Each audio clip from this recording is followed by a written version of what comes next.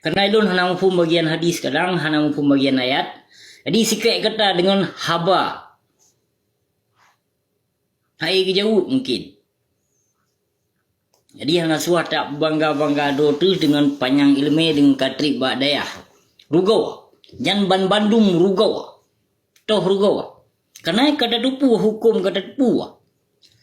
Kata tupu ilmu do tu berarti mufum tentang agama yang namun tidak pernah melawan urung-urung zalim, bahkan membiarkan ataupun membela urung zalimnya. Memang deh kenyataan. Kaduh menyodia cehnya kaduh. Urung-urung zalim pengkhianat ban Bandung kabeh sokong kabeh sponsor. Dia hana putahirun. Kemungkinan kamu wolom lagi masa Belanda dijajah Indonesia jamun. Kamu wolom. Menancit, kabur diri long. Ya, tengku-tengku yang cimot-cimot buat proposal. Kaduh kenyataan ni no. Kamu ulang balik long sejarah silam, kamu ulang balik long. Ya, menyo jamun menyawai dihun pu masa dihun. Ya, wate masa wai. Ya, dihun masa. Tapi menyo ino karena huda. Kadiganto dari kadialih daripada masa di pedong huda dia ce. Yang man mandung syera mutuah, man bandung penipu.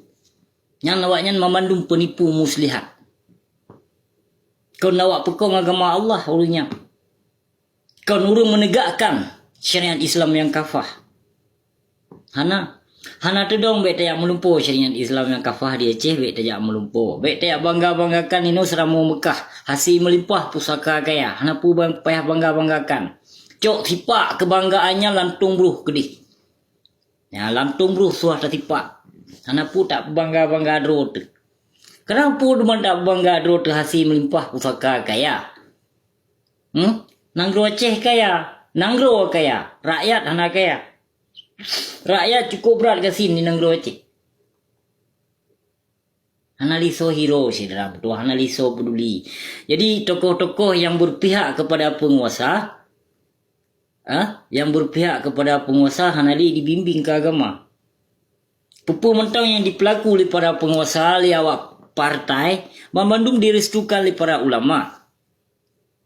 Kon buat gop, Ban Bandung tih buat urung draw. Buat draw kedua tu yang kata pehancu bangsa, yang kata perusak akidah keislaman ni nang Aceh, yang kata jak pemalih maruah Aceh, kon buat gop.